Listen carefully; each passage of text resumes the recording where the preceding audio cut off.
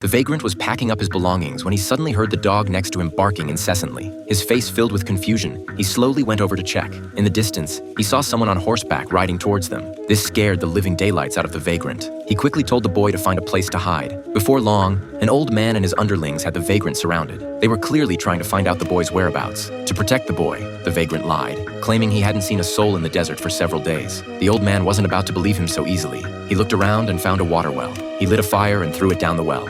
Fortunately, the boy was hidden well enough that the old man didn't find him. But the old man still wasn't about to give up. He raised his hunting rifle and fired into the well. This terrified the boy. He covered his ears, holding back from making a sound. After firing a few shots with no response, the old man was about to leave. However, one of his underlings started walking towards them. Turns out, while the old man was chatting with the vagrant earlier, the underling had discovered the smell of urine in a corner of the wall. He came over and interrogated the vagrant about where he had urinated. The vagrant pointed behind him. Hearing this, the underling picked up his crutch and knocked the vagrant down, because the place he found was in the opposite direction. This was enough to prove the vagrant was lying. The boy had clearly been there. Even so, the vagrant refused to admit he had seen the boy. It seemed he was willing to use his own life to protect the child. Their conversation had already been heard by the boy at the bottom of the well. He didn't want the vagrant to bear everything alone, so he started climbing up the well step by step. As soon as he came up, he saw the vagrant being dragged by the villain's horse, running wildly on the ground. This made the boy unable to bear it any longer. After spending a few days together,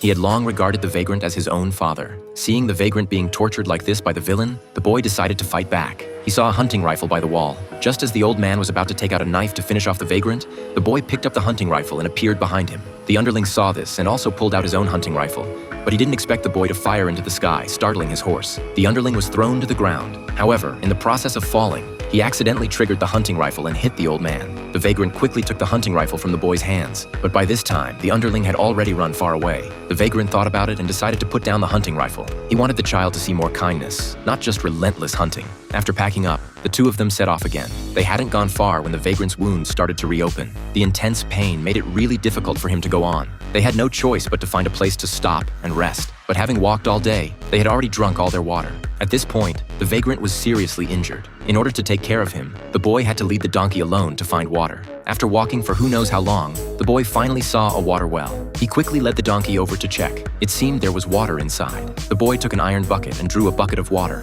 He then put it on the ground and washed his face. Suddenly, he heard a noise in the distance. This scared the boy to death. He quickly got up to look. He saw a man slowly emerging from behind a wooden barrel. This person looked sinister and cunning, clearly not a good person at first glance.